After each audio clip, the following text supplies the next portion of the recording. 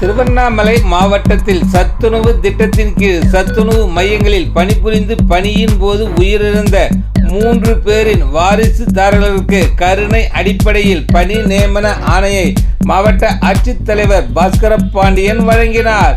Tiruvannamalai collector அலுவலக கூட்டரங்கில் மக்கள் குறைதீர்வு நாள் கூட்டம் மாவட்ட ஆட்சித்தலைவர் பாஸ்கரபாண்டியன் தலைமையில் நடைபெற்றது. இந்த கூட்டத்தில் கல்வி உதவித்தொகை, வங்கி கடன் உதவி, முதியோர் உதவித்தொகை, வீட்டுமனை பட்டா, ஜாதி சான்று உள்ளிட்ட பல்வேறு கோரிக்கைகள் அடங்கிய மனுக்களை பொதுமக்களிடமிருந்து மாவட்ட ஆட்சித்தலைவர் பாஸ்கரபாண்டியன் பெற்றுக்கொண்டு அந்த மனுக்கள் மீது உடனடியாக நடவடிக்கை மேற்கொள்ள துறை சார்ந்த அலுவலருக்கு உத்தரவிட்டார். தொடர்ந்து இந்த கூட்டத்தில் சமூக நலன் மற்றும் மகளிர் உரிமைத்துறை சார்பாக முதலமைச்சரின் 2 பெண் குழந்தைகள் பாதுகாப்பு திட்டத்தின் கீழ் 15 பயனாளிகளுக்கு முதிர்வு தொகைக்கான காசோலைகளை மாவட்ட ஆட்சித்தலைவர் வழங்கினார்.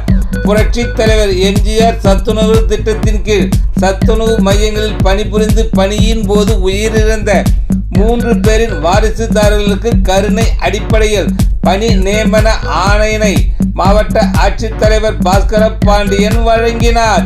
இந்த கூட்டத்தில் துறை சார்ந்த அலுவலர்கள், அரசு அலுவலர்கள் உள்ளிட்ட பலரும் கலந்து கொண்டனர்.